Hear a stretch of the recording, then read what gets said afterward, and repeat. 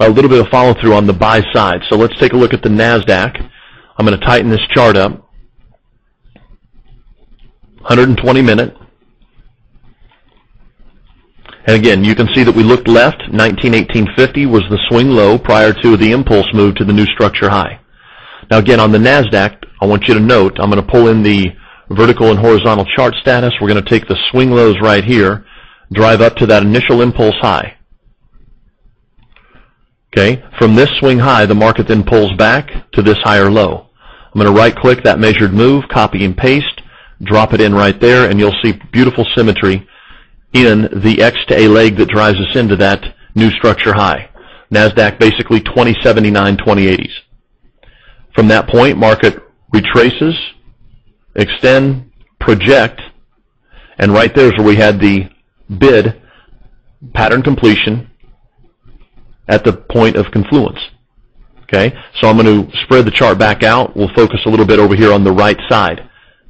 Now it's buried behind price, but you can see that there's a 1618 price extension at a 707 price retracement. That was a 1965 buy in the NASI. Market rallied back into the 2011 initially for the 618 retracement target. And then as it rolled over right here, trail stops taken out. Okay, so again, DST traders, as that market starts to rally right here, stops are trailing. Market moved into the 618 retracement at 2011s. It was previous structure support right here on the 2-hour chart.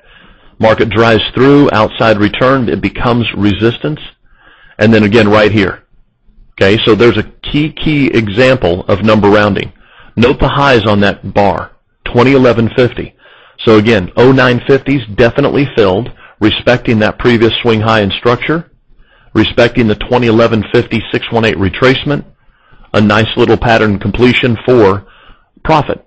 And again, from a 1971 bid with number rounding strategy, okay, about a 40-point winner, 35 points. So $700 in the Nasdaq.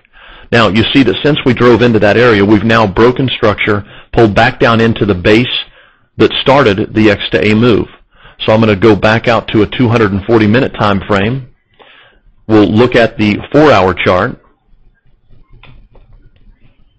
And as you look left right here, you'll see that 1925, just 7 points above the swing lows right here, which started our pattern, again, held as support. Now, Nasdaq rolling sideways right here on a 4-hour time frame. Okay, so we've got structure support at 25s, structure resistance currently being met right here around these highs at 1980s, 85s. Okay, so aggressive pattern traders, again, you'll see right here we've got aggressive short setups and signals. Okay, the width of the channel right here, about 60 points of opportunity. And then look left, the last swing high right here, 2011.50. Again, that's where that 618 target was. So I'm going to copy paste, pull this guy into that area. If we make a move above this right here and we start to press, then DST traders look for a favorable excursion long or some type of a directional trade for a probable move to 2010s. Okay, so Nasdaq hanging sideways here. And again, you see yesterday, right there again, big candle.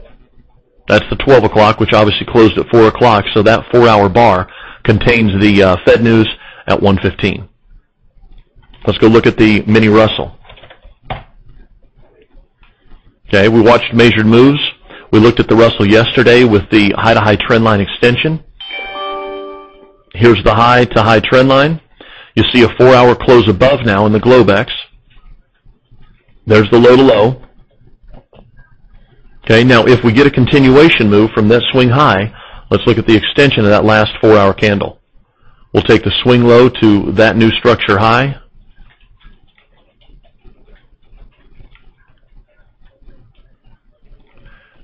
$127 projects into $796.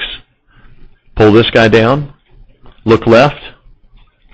Previous double top structure highs.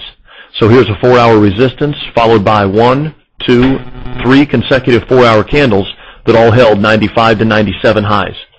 Okay, so intraday point of interest mini Russell 797 based on double top structure resistance, a 127 extension of the recent impulse move higher.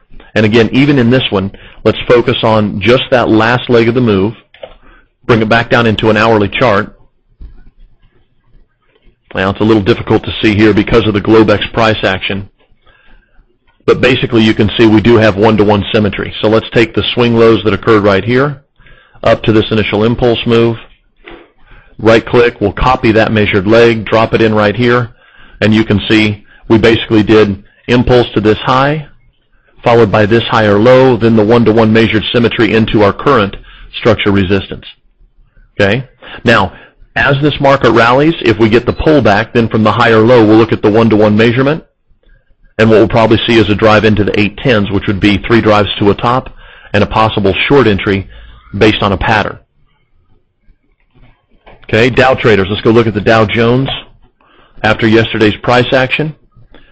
Okay, we talked about that inverted head and shoulders that completed. Those of you that bought the inverted head and shoulders right here did attain your first target right there at noon, which was a retest of the neckline right there at around 13,550s. Okay, we talked about it prior to the news event right there. Again, that's the 12 o'clock candle, so this guy closed at 2. Now, we did make the spike high, and we are driving higher right now, so let's go into an hourly chart. Okay, long entries were down here, 13,250s. And now, as we take the right side, the last leg of the move, again, I'm going to use this swing high or swing low right there. I'm discounting the volatility that occurred during the news. I'm going to go to the current structure highs, and then stops below the 618 retracement would be 489s. Okay, but you see here a full 130 points of open position profit at risk. Okay, so if we move from this area, let's pull it down to 15-minute time frame. And you can see here we have a slight break of structure, but the most recent swing low right here, 13,580s. Okay, now again, this market is gapping higher on the session. Gap fills at 548. So expect to move down into a possible gap fill. And then if that gap fills, obviously we could look at fading the gap. Okay, so back out to the hourly, look left. Aggressive stops below this swing low, which is 540. The gap fills at 548, 550s. So we could pull back into and fill the gap here, not take out that swing low right there. So I'll drop in a horizontal line right there for the stop at around 13,534s, just below that swing.